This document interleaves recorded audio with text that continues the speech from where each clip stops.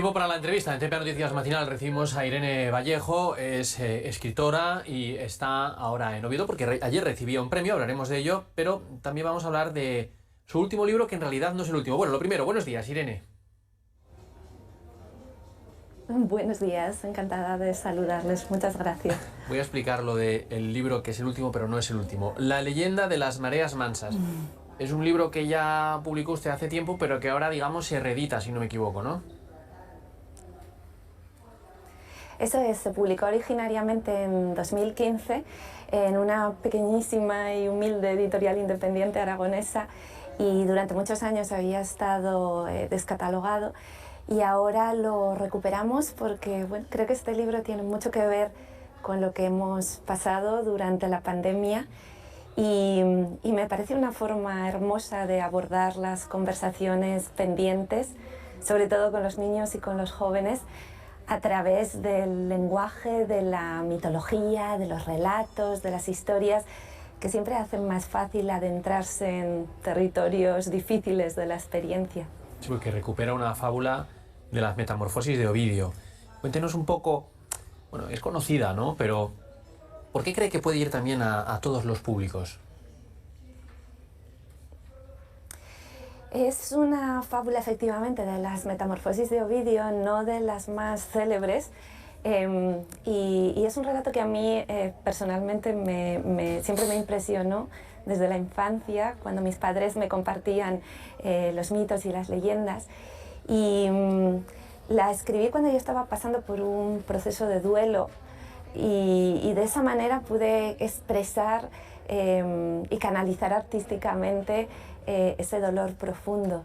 Y ahora creo que, como antes decía, después de todo lo que hemos sufrido, todas esas despedidas de la pandemia que muchas veces fueron demasiado repentinas y han dejado ciertas cicatrices, creo que una leyenda como esta, una fábula, un relato que habla de ausencias, habla de pérdidas, pero también de transformación, de vitalidad, de reencuentros bajo nuevas formas, puede ser tan consoladora para un público amplio como lo fue para mí cuando la estaba escribiendo en ese contexto y en esas circunstancias personales.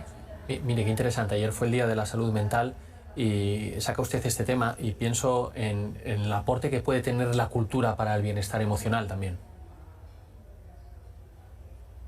Sí, es cierto. De hecho, la Organización Mundial de la Salud está insistiendo en el poder del arte, de la cultura, de la música, de las historias, para ayudar terapéuticamente a las personas que sufren enfermedades de muchos tipos, pero muy especialmente de salud mental. Hay algo muy poderoso y sanador en las historias en las que nos reflejamos, en las que sentimos reconocidas nuestras emociones y a través de los personajes pues podemos encontrar caminos propios también para afrontar esas realidades dolorosas y para reconciliarnos con la vida. De alguna manera me ha contestado, pero quizás la respuesta pueda ser más amplia o incluso le puedo estar planteando una pregunta complicada. ¿Por qué contamos historias? Sí, es una pregunta complicada pero muy hermosa que va a la médula de mi trabajo.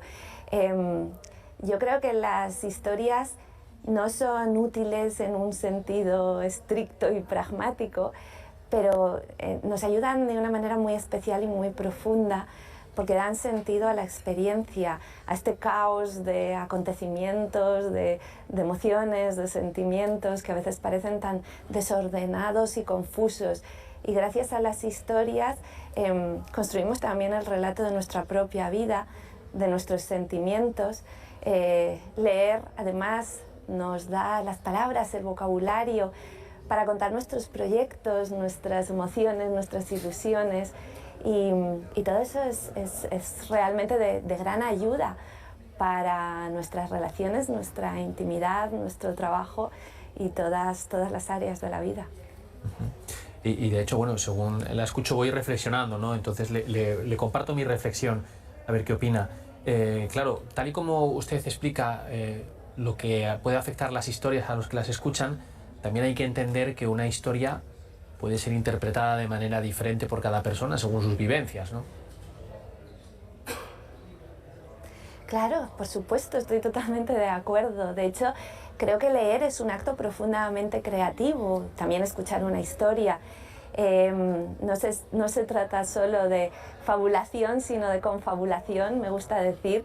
Y las historias despiertan nuestros recuerdos, son una forma de interpretar, de analizar, de descubrir y de explorar la realidad, pero lo más hermoso es que las historias más valiosas no son las que nos imponen una interpretación de la vida, sino las que nos toman de la mano y nos dejan extraer nuestras propias conclusiones. Son una forma de sabiduría portátil, sabiduría de bolsillo, que además nos envuelve con el profundo placer que desde épocas inmemoriales de la humanidad nos produce adentrarnos en otras vidas, en otros cuerpos, en otras mentes.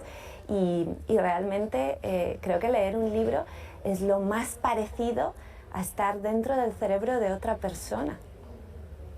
Mire, es muy interesante. Hace poco entrevistábamos aquí a otra autora, tenía un ensayo en la que destacaba la importancia de la imaginación en unos tiempos en los que todo va muy rápido y está la pantalla y todo es muy fácil.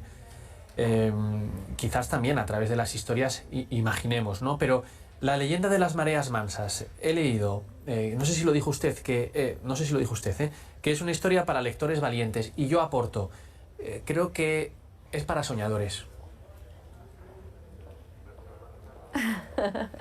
Bueno, quizá hay una relación también entre la valentía y los sueños, ¿no? Porque los sueños nos sostienen para tener ese coraje. Sí, es un libro que en su momento fue difícil publicar porque muchos editores se asustaban entre la idea de afrontar el tema de la muerte para lectores jóvenes y para niños. Pero yo creo que los lectores jóvenes son profundamente inteligentes y necesitan descubrir el mundo, necesitan claves para entenderlo. La leyenda de las mareas mansas pretende guiarles en ese viaje que en algunos momentos puede resultar duro y desasosegante, pero finalmente se resuelve de una forma profundamente vital, como es el original literario que yo he querido reelaborar de una forma muy libre, las Metamorfosis de Ovidio, que creo que además son muy actuales por ese mismo motivo, ¿no? Las metamorfosis son sinónimo de cambio y de transformación, y creo que en un mundo en el que tenemos la sensación perpetua de que todo cambia y nos exige una capacidad enorme de adaptación a diario y cotidianamente, este poema que nos explica cómo el cambio es una manifestación más de la vida y que es bueno que todo se transforme, intenta ser un canto optimista a esa metamorfosis de la realidad, pues creo que ese mensaje puede ser muy tranquilizador y ofrecer aliento también en estos momentos tan confusos que vivimos. Dice Ovidio que los ríos para estar limpios tienen que correr, que las aguas estancadas se pudren, y es cierto, creo yo que es hermoso ser capaces de contemplar el cambio con esa valentía y aceptar que forma parte de la vida, que es un reto cotidiano, pero que también es la posibilidad de estar constantemente reconstruyéndonos y renaciendo. La verdad es que manda usted un mensaje muy optimista y se lo agradezco. Mire, ayer recibía usted el premio iberoamericano a SICOM y he leído esta mañana unas declaraciones suyas. Decía, lo sabemos entre todos. Le quiero preguntar, ¿quién le ha inspirado a usted? Esa, bueno, es una frase de Antonio Machado que siempre me ha gustado porque subraya el carácter colectivo del conocimiento y colaborativo también. Para mí muchas personas han sido de inspiración, pero quizá una especialmente mi profesora de griego del instituto, que se llamaba Pilar Iranzo, y que fue una influencia muy importante en mi vida, porque en un momento muy difícil yo había sufrido acoso escolar durante la infancia y bueno, de alguna manera me había acostumbrado a ocultar mi curiosidad y mis ganas de saber, y ella fue la persona que me descubrió como esa sed de conocimiento y mi creatividad no era algo de lo que tuviera que avergonzarme, sino que tuviera el valor de ser yo misma. Y realmente fue una persona que me cambió la vida. Y muchas veces reflexiono como con los profesores, a veces no nos damos cuenta en el momento en el que aprendemos de ellos qué influencia tan fuerte y tan decisiva son. Y bueno, pues en mi libro El infinito en un junco, que es una suma de homenajes desde los clásicos hasta mi madre, quise rendirle un especial, cariñoso y sentido acto de gratitud y de homenaje a esta profesora de griego que realmente dio un giro a mi vida y me convirtió en la persona que soy. Mire, quería yo ver si era capaz de hacerle una entrevista sin hablar sobre el infinito en un junco, pero ya que ha sacado usted el tema, ¿qué tal está funcionando la adaptación gráfica? La adaptación gráfica ha aparecido hace unas semanas y bueno, pues estamos trabajando en una nueva versión porque queremos que sea una nueva edición especialmente pensada para jóvenes, porque nos gustaría que a lo mejor lectores a los que el libro pueda asustar se acerquen a través del formato del cómic, de la adaptación gráfica, con toda esa representación del mundo romano, griego, de las aventuras, de las peripecias, gracias al maravilloso trabajo de Tito Alba. Y bueno, pues estamos con ese desafío porque el público juvenil es muy exigente y yo le tengo mucho respeto y estamos avanzando en ese proyecto creativo con esa nueva edición que espero que salga en unos meses y con la que me gustaría muy especialmente llegar a un público adolescente.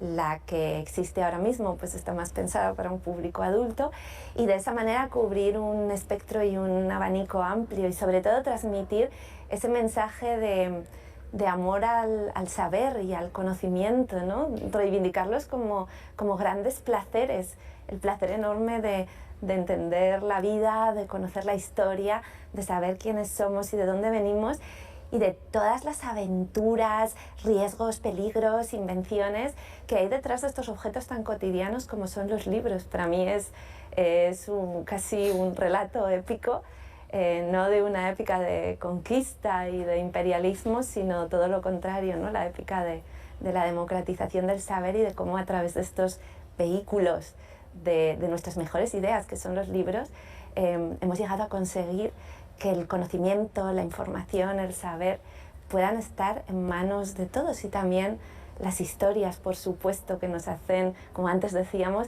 ejercitar la imaginación y la creatividad y poder vivir en varios mundos al mismo tiempo. Y eso me parece tan fascinante que estoy deseando compartirlo también con lectores jóvenes. Bueno, lo es fascinante. Irene Vallejo, escritora, autora de La leyenda de las mareas mansas, también conocida por El infinito en un junco. Asciende usted casi a la cima de los entrevistados y entrevistadas que hemos tenido aquí y a los que les apasiona su trabajo. Nos ha transmitido mucha positividad. Muchas gracias y enhorabuena por su trabajo. Muchas gracias. Un placer esta conversación.